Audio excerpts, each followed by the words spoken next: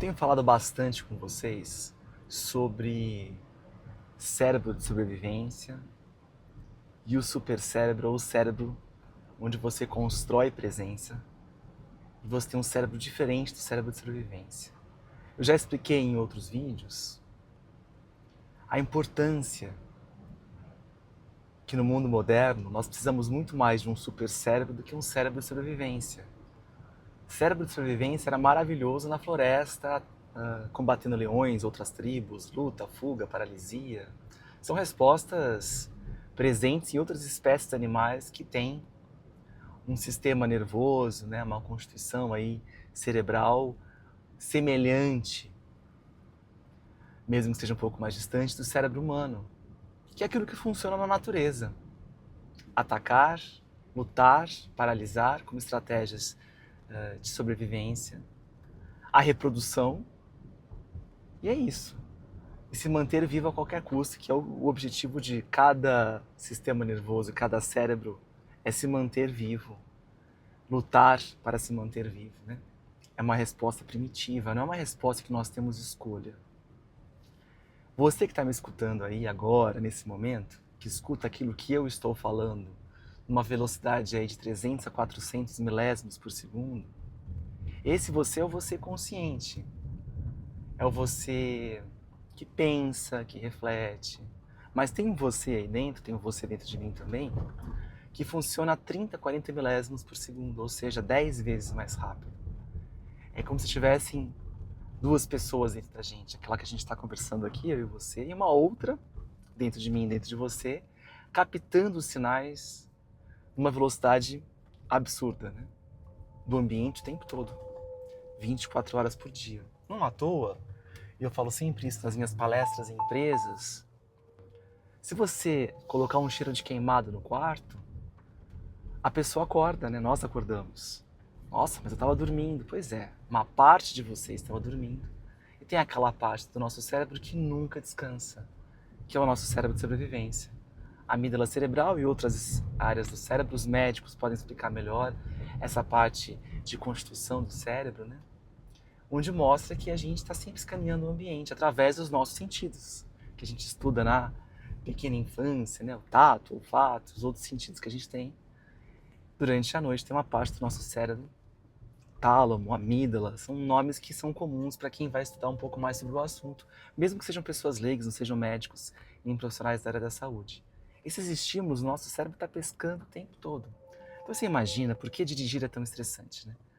Por que dirigir ativa tanto o nosso cérebro de sobrevivência? Você está em movimento, tem vários sons, vários estímulos visuais, o carro, administrar o carro. Então, isso gera para o nosso corpo uma constante vigilância. E voltando àquele assunto do sono durante a noite, se você bater palma e gritar, alguém levanta assustado, esse levantar assustado é uma resposta automática e primitiva. Essa resposta foge da nossa consciência, ela é automática. Então, se estressar é automático. Um psiquiatra que eu gosto bastante, Dr. Srinivasan Pillai, ele é um psiquiatra de Harvard com livros muito bem escritos, que até pessoas leigas que não são médicos e psicólogos conseguem compreender. Tem umas partes mais pesadas dos livros. Infelizmente, esses livros eles tinham tradução para o português, chamava-se Livre para Viver, só que esse livro se esgotou e não foi republicado. Então, alô editoras aí, por favor, tem livros que precisam ter, né? E então só tem em inglês, Life Unlocked, e o outro é o Your Brain and Business. E ele fala muito extensivamente sobre essa velocidade de resposta, meio que dizendo, você pode entrar numa área de uma empresa e você olhar as pessoas que estão sorridentes, estão falando, sem aumentar a voz. Então assim, a parte consciente delas está tudo ok. Mas o nosso grande estresse, aquele que come a nossa performance, aquele que estressa o nosso corpo, ele é inconsciente. Então, de repente, se aquela empresa está para ser vendida, existe uma tensão no ar, uma liderança mais, não gosto de usar essa palavra, mas vamos usar essa palavra aqui, mais tóxica, você acaba, se você fosse fazer uma medição de fato do cérebro dessas pessoas, e é possível através de alguns mecanismos, né, do MRI, que a gente chama, que é um escaneamento de ressonâncias, você conseguir observar como está o cérebro primitivo, a ativação da amígdala cerebral, que não é a amígdala aqui da garganta, dentro do cérebro. Então, uma pessoa pode estar dando sinais de estar calmos, mas dentro, muito estressado aquele organismo. Então, isso também é uma confusão. Antigamente, até 1950 por aí, dentro da psicologia, que é uma ciência que estuda o comportamento humano, a gente via, né, muito mais por análise de comportamento, uma pessoa rói unha, uma pessoa está piscando mais rápido, uma pessoa está agitada, então entende que ela está ansiosa. Hoje a gente sabe que mesmo uma pessoa que estiver ali, entre aspas, sem sinais de ansiedade, pode estar muito ansiosa dentro dela, porque a gente é capaz de desenvolver máquinas mais precisas para entender a raiz dessa ansiedade, a raiz desse estresse. Né? Para que tudo isso? Para mostrar para a gente que uma parte do nosso estresse é consciente, mas uma grande parte desse nosso estresse não é consciente. Né? E essa é uma informação tão importante, porque ela muda a forma como a gente vê a nossa vida. Eu vou observar os sinais do meu estresse no meu sono, porque às vezes eu posso perguntar para uma pessoa e falar assim, mas eu não estou ansiosa. Todo mundo é um pouco ansioso, faz parte da natureza, mas eu tô ótimo. Mas como é que está o seu sono? Ah, eu durmo 5 horas por noite. E mesmo que você durma 8 horas, se você acordou cansado, o ideal seria uma polissonografia. Então a polissonografia também é um exame sensacional para a gente medir a saúde, não só física, mas mental e emocional de alguém. Hoje em dia a gente sabe, os profissionais da área da saúde podem falar melhor até do que eu nesse sentido, a importância do sono como um balizador, um sinal de adoecimento mental e emocional. O sono é o número 1. Hoje em dia, como numa anamnese, como está o seu sono. Só que aí, de novo, entra a autoavaliação, né? Eu recentemente estava com uma amiga minha médica da USP, uma querida, e eu estava falando sobre o meu sono, que eu tenho pesquisado sobre o sono, a qualidade do meu sono. E ela é PhD, hein, doutora, mas de uma outra área. E eu perguntei, como é que está o seu sono? Você, meu sono é ótimo, eu durmo 7 horas por noite. Aí eu parei e falei assim, não, mas como é que está o seu sono? Você já fez algum teste? Não, nunca fiz, mas ele tá bom. Eu falei, olha, vamos combinar comigo? Se um paciente chega aqui para você e você pergunta para ele, você, não é o caso dela, mas se você é um cardiologista, como é que tá o seu coração? E a pessoa responde, tá ótimo. Você fala, que bom que tá ótimo, mas vamos fazer um exame de eletro, um eco, Doppler, vamos fazer um teste de esforço, vamos acompanhar como é que tá esse coração. Vamos fazer um teste aí do sangue, né, pra gente ver alguns sinais e alguns parâmetros que são importantes para a cardiologia. Você não vai considerar só aquilo que o paciente te fala. E ela deu risada e falou assim, nossa, como é que a gente é automático, né? Eu falei, pois é. Para a gente responder como é que está o nosso sono, não é só a quantidade de horas e como você se sente, né? Existem formas de você acompanhar. As mais populares hoje em dia, que não são tão baratas, são aqueles anéis e esses devices aqui, né, esses aparelhos. Eles não são precisos para medir a qualidade do sono. A polissonografia realmente é o padrão Mouro. É um exame mais chato, passar uma noite num lugar para fazer, todo conectado, você acha que você não vai conseguir dormir, eu já fiz 2 vezes, mas você dorme um pouco, esse pouco que você dorme, que você consegue dormir ali, naquela situação muito típica que não é da sua casa, a ciência consegue observar os seus padrões, né, de sono e tudo mais. E aí sim você vai ter uma resposta precisa de como está o seu sono. Mas então o sono é um grande balizador de saúde mental e saúde emocional. Não é tanto a nossa percepção. E aí fica a grande questão, né? Se eu preciso de um cérebro que opera um pouco mais distante do cérebro de sobrevivência, se é isso que o mundo moderno me requer como pai, como marido, como um profissional, como um executivo, como um empresário, cada um aí, o profissional liberal, eu vou ser minha melhor versão quanto mais eu estiver próximo do cérebro, supercérebro e mais distante do cérebro de sobrevivência. E esse é o estado natural, o cérebro de sobrevivência, e tudo ao meu redor está me estressando no dia a dia, né? Tem uns fatores estressores ali no mundo moderno, como a gente já falou em outros vídeos.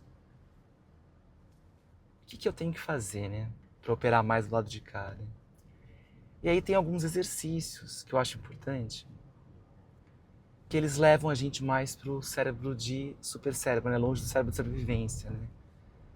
Musicalizar o seu dia, então você colocar músicas calmas. Eu tinha uma dificuldade de achar músicas boas para acalmar o meu estresse, e eu criei 2 álbuns. Então, se você não conhece, se você digitar o meu nome, tem 2 álbuns disponíveis aí em todas as plataformas de música mundiais, mais famosas.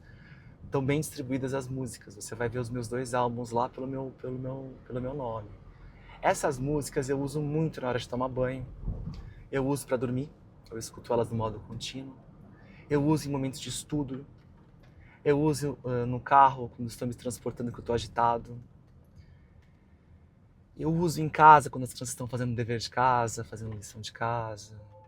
Elas acalmam bastante porque elas operam naquele lugar que o Srinivas Pillai tanto fala no livro dele, que é o cérebro inconsciente. Aquele mesmo cérebro que faz você levantar à noite com um barulho ou com um cheiro de queimado, ele vai estar escaneando o ambiente. Se você põe ali um estímulo que acalme ele, ele vai ser acalmado por aquele estímulo. Se a gente pensar que a gente está mergulhado numa banheira, no mundo moderno, estressora, onde todos os sinais, poluição, violência, tudo estressa esse cérebro inconsciente, a gente começa a pensar, tudo bem, se os estímulos externos, a gente não está nem falando dos internos, que são a nossa imaginação, mas se os estímulos externos, eles são captados por esse meu cérebro de sobrevivência e eles estressam esse cérebro de sobrevivência além da minha consciência, como é que eu posso também aproveitar esses receptores dele para, então, levá-lo para um lugar mais longe da sobrevivência e mais da presença, esse super cérebro, né? Então a música, com certeza, é algo que fala com o nosso inconsciente. Aromas. Não tem quem não goste de um cheiro, né? Um cheiro gostoso, um aroma em casa, no carro. Toma muito cuidado porque os aromas químicos podem produzir alergia, né? Uma carga química que você põe para dentro do seu organismo. Né? Essas substâncias você inspira. Então tem que tomar muito cuidado com isso. Mas cheiros positivos acalmam o nosso cérebro inconsciente. O afeto, né? O abraço, o contato com animais de estimação. Não à toa que a gente caminha mais para a presença, caso você goste de bichos, como eu gosto. Eu sou uma versão muito mais calma de mim quando tem algum bichinho que eu possa brincar, cuidar. Então eu gosto bastante. Né? Crianças, para quem gosta de crianças, aonde você tem a fonte do toque, do afeto, acalmam e levam o nosso cérebro mais para a presença e menos para a sobrevivência. Água, o banho, estar imerso em água. Não à toa a gente fez uma gestação toda, né, de 9 meses na barriga das nossas mães, num ambiente de água. Então a água, ela acalma. Talvez por ela estar estimulando todo esse grande órgão. A pele é um órgão, né, de nós humanos. A água, ela toca em todas as partes do nosso corpo ao mesmo tempo. Então acalma, né? Caso você não tenha afeto ou quem abraçar, você abraçar, aquele afeto positivo, gostoso, então a água pode ser uma solução aí, banhos mais longos, quem tiver o privilégio de ter banheira, que não é muito comum no Brasil, banheira, né? Banheira é mais comum lá fora, eles põem no banheiro para não vazar tanto no contrapiso, um chuveiro dentro da banheira. Porque se você pensar bem, quem tem casa, apartamento, vazamento do box, do piso, né, no outro piso acontece. Eles têm mais essa técnica de ter uma banheira e colocar um chuveiro dentro, é mais prático, vamos dizer assim, né? Em termos de construção, então é muito comum lá. E aí tem mais banheira do que aqui. Mas banheira, por exemplo, eu tenho esse privilégio de ter na minha casa e faz uma diferença muito grande. Tem pesquisas que mostram que um banho de banheira quente, ele pode trazer um benefício semelhante a uma dose de Rivotril, né? Que é um remédio para acalmar. Existem formas também de acalmar esse nosso cérebro inconsciente, formas medicamentosas. Então, e aí os psiquiatras, meus amigos, podem explicar melhor, que é justamente você entrar com uma via medicamentosa para, do ponto de vista químico, reduzir essa ativação. E pessoas que têm aquela TAG, né, transtorno da ansiedade generalizada, elas fazem uso de apoio medicamentoso, que eu acho muito importante.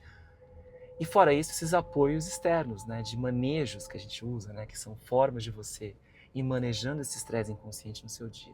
A minha dica final e sugestão é entender que o mundo moderno estressa seu inconsciente o tempo todo. Então você não vai estar errando em desestressar esse cérebro inconsciente no seu dia a dia com várias ferramentas de construção de presença. Musicalização de ambiente, aromas, a oração acalma o nosso cérebro inconsciente, contato com a natureza, água, banhos. Tem mais de 100 manejos possíveis que ajudam você a tirar o cérebro da sobrevivência.